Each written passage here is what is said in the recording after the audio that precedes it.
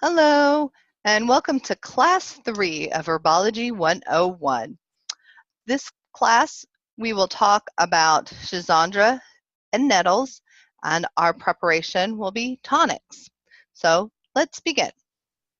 First, let's start with some review to see what we remember from our last class.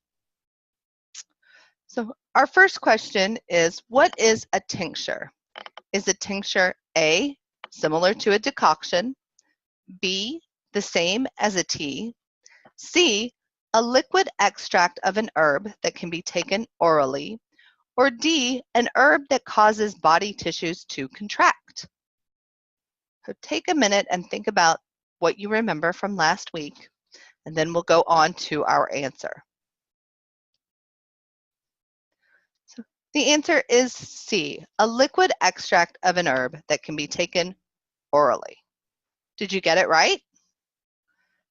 Let's go on to our next question. Our next question is, what is the botanical name for ginkgo? Let's see if you remember off the top of your head. Let's go ahead and look at our answer. The answer is ginkgo biloba. Did you get it right? Let's go ahead and go on to our next question. Our last review question for today is, how is catnip used? Is it used A, for strength and vitality? Is it used B, as a decoction? Is it used C, for keeping cats out of the garden? Or is it used as D, to promote sleep or relaxation?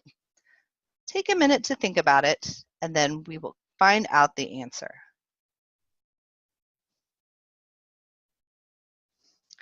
Did you answer D, to promote sleep or relaxation? Great job. Now, let's get started for the day. First, we're going to talk about properties. Today, we have 4 properties. Our first property is an adaptogen. An adaptogen is something that helps the body adapt to stress. These are typically food items, or they're often food items. One of my favorite adaptogens is the herb maca, which is commonly found in South America, and it is a giant tuber, similar perhaps to a turnip. People eat it high up in the mountains, and it helps their bodies to adjust to the stress of living at that altitude. And it is a wonderful adaptogen. And we're also going to talk about other adaptogens today. So the second property for today is a nutritive. And a nutritive provides nourishment or nutrition, vitamins or minerals, something like that. Again, a lot of nutritives are found in the form of things that we eat. Often things like pot herbs that we cook, similar to spinach or kale. Our third property for the week is a hemostatic. And a hemostatic is something that stops bleeding and causes coagulation or clotting. I like to look at this word and break it down into 2 parts. So when I see the beginning of that word hemo, often I think of hemoglobin, which makes me think of the blood. And when I see the word static, I know that static means to stop. So I can think that this is something that stops bleeding. Now, our final property for the day is diuretic. And a diuretic just increases the flow of urine. It helps you go pee. This can be helpful in cases like kidney stones or bladder stones, things like that. Also, if you are retaining water, it can be helpful in that situation as well. So those are our 4 properties for the day. Please, if you have any questions about these properties, leave me a message and let me know, and I'll be more than happy to clarify for you. let's go ahead and let's go on to our herbs for the day. So today we are going to talk about Schisandra and nettles. Now, let's talk a little bit about using our senses with Schisandra. So first of all, most people are not too familiar with Schisandra, so we may not have smelled or tasted it, but we're going to learn more about the smell and the taste in our next slide. So we'll skip over that. Now, if you look at it, it looks like a berry, similar perhaps to a cherry or elder, or maybe even kind of grapes, the way that they bunch together. But I will tell you that they do not taste like grapes or elder or cherries. However, one thing to note, when you are working with Schisandra, it can look a whole lot like elder. So this is an important reminder that when you are working with your herbs, it is important to label your herbs so that you know what you have, because it would not be good for you to mix up elder with Schisandra, even though they look alike when they're dried. So that's a little introduction to Schisandra. Let's go ahead and let's go on. So Schisandra, spelled with a Z or spelled with an S, it is also called the 5-flavor berry, and it is also called Wu Wei Zi, which directly translates to 5-flavor berry. And the botanical name for Schisandra is Schisandra chinensis. So you can kind of figure from that botanical name where Schisandra comes from, and it is native to China and native to Asia. Let's talk about its properties. It is primarily used as an adaptogen or a tonic. It's used as a tonic to decrease stress and reduce fatigue, and it is also said to promote long life and vitality. The way that it is commonly used, people will take 1 or 2 of the berries and eat them every day as a tonic to help promote long life and vitality. Now, Wu Wei Zi means 5-flavored berry because it tastes sweet and sour and salty and bitter and pungent all at the same time. And when I first learned about this herb, I decided I was going to give it a try. So I went down to my local health food store and I bought myself a small bag of Schisandra berries, and I went to my car and I decided that I was going to try to taste these. So I took a couple of them in my mouth, and I had read previously that it was a pretty strange taste.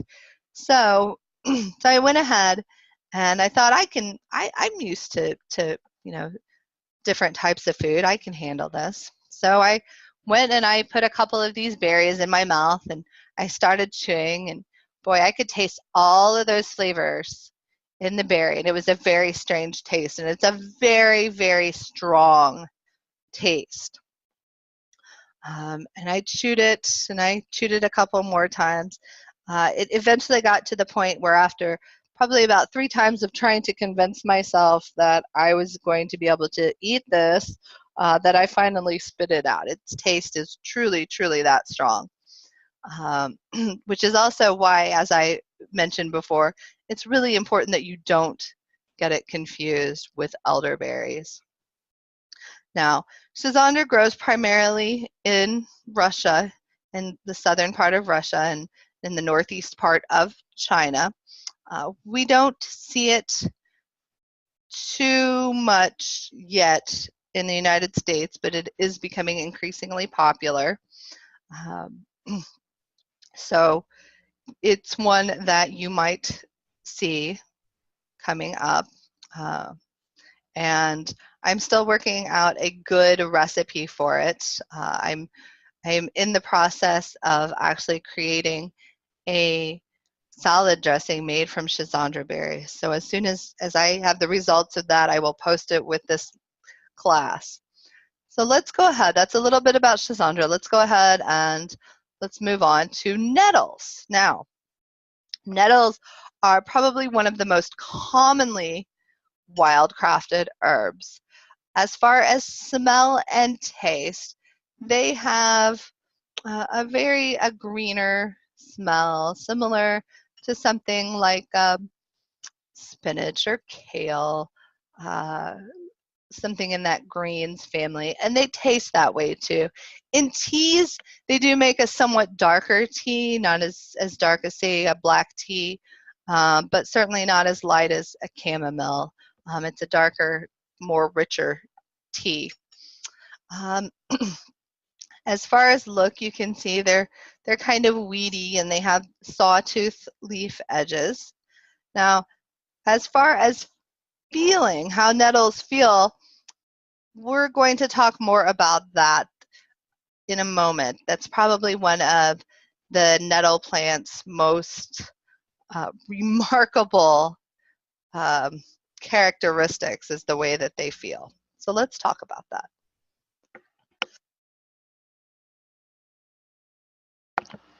So these are nettles. They're also known as stinging nettles, which gives you an idea as to what they feel like. The botanical name is right here, Urtica dioica, and it has several different properties. It is a diuretic, it is an astringent, it is a tonic, it is a hemostatic, it is an expectorant, and it is a nutritive. It is beneficial as a tonic for the lungs, the stomach, the urinary tract. It is also very high in several vitamins and minerals. It's very high in iron, and it is often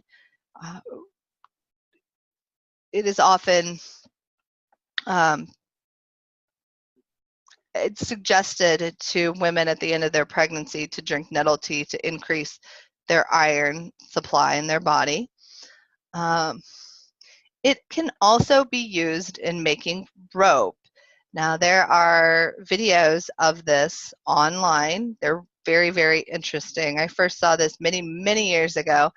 I still have not been able to find the original video that I watched, but there are also other videos about how to make rope out of nettle.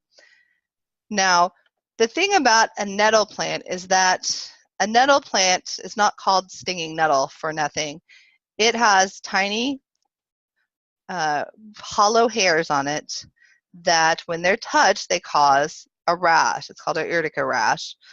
And you have to be careful. They are very commonly wildcrafted, but you have to wear gloves unless you know how to handle them in such a way as to avoid that rash. And it can be done. The people who are pros at making rope out of this are able to do that. Now, I do not recommend doing that, but there are people who can do it. Now, there's a saying, it's called nettle in, dock out, dock, rub, nettle out. And what this means is that you can treat the urtica rash by rubbing either plantain or yellow dock over the rash.